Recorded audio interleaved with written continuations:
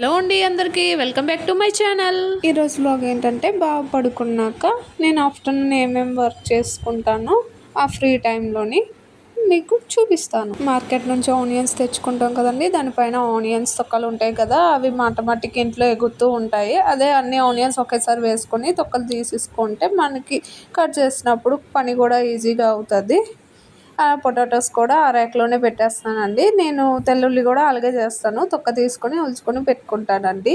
పోపుల డబ్బాలోనే పోపులు అన్నీ వేసుకుంటున్నానండి. అయిపోయాయి.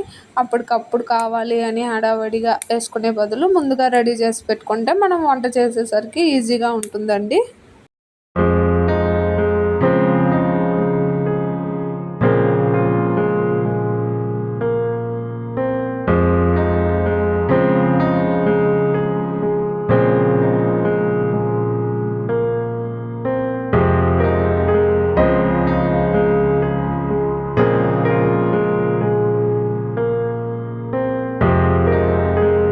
ఇలాంటి పనులు చేసే ముందు మనకి రైస్ కవర్ ఉంటుంది కదండి, అది నీట్గా కట్ చేసుకొని కింద వేసుకోండి.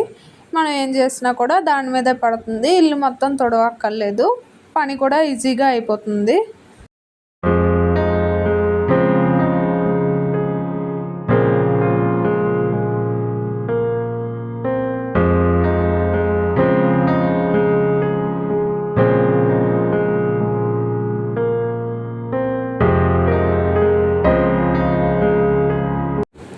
బెల్లం తురుముకొని పెట్టుకుంటానండి. అప్పటికప్పటికి ముక్క చేసుకొని పెట్టుకోవాలంటే అవ్వదు కదా మనకి. మనం అన్నీ రెడీ చేసుకొని పెట్టుకుంటే పని తొందరగా అయిపోద్దండి. ఖాళీగా ఉన్నప్పుడు ఇలాంటి పనులు చేసుకుంటే మనకి టైం పాస్ అయిపోద్ది, వర్క్ కూడా కంప్లీట్ అయిపోద్ది.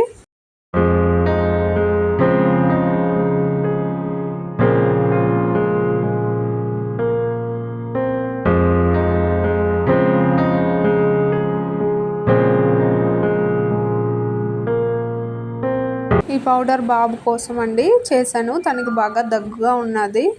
లవంగాలు బాగా ఫ్రై చేసుకొని కొద్దిగా దంచుకొని ఒక బాక్స్లో పెట్టుకొని మార్నింగ్ హనీతో కలుపుకొని తాగితే బాగుంటుందండి. ఒక స్పూన్ ఇస్తే చాలు, కఫం మొత్తం తగ్గిపోతుంది. పెద్దవాళ్ళు కూడా తినొచ్చండి, ఏం కాదు. ఇది నేనైతే ఇలాగే చేసుకొని పెడతానండి. బాబుకి ఎప్పుడు దగ్గొచ్చినా కఫం అయినా కూడా ఇలా చేసుకుని నాకైతే రిజల్ట్ వచ్చింది.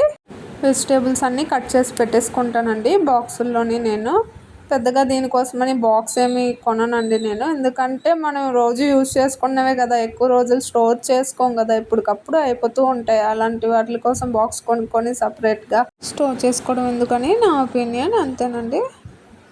చిల్లీస్ కూడా అలా పైన కొమ్ములు తీసుకొని పెట్టేసుకుంటే ఫ్రిడ్జ్లోనే ఎక్కువ రోజులు ఉంటుందండి. ఫ్రూట్స్ కూడా నేను ఫ్రిడ్జ్లో పెడతాను. ఎక్కువ రోజులు ఉండాలంటే ఫ్రిడ్జ్లోనే పెడతాను, లేదు ఆ టైంకి తినేయాలంటే బయట ఉంచుకుంటానండి. ఆఫ్టర్నూన్ టైంలోని ఇలా ఖాళీగా ఉన్నప్పుడు జింజర్ గార్లిక్ పేస్ట్ కూడా చేసుకుంటానండి. కొద్దిగా జింజర్ గార్లిక్ పేస్ట్ చేసుకున్నప్పుడు కొద్దిగా పసుపు ఉప్పు వేసుకోండి, ఎక్కువ రోజులు ఉంటుంది. అయినా మనం అన్ని రోజులు ఉంచాం కదండి, ఆటోమేటిక్గా అయిపోతుంది.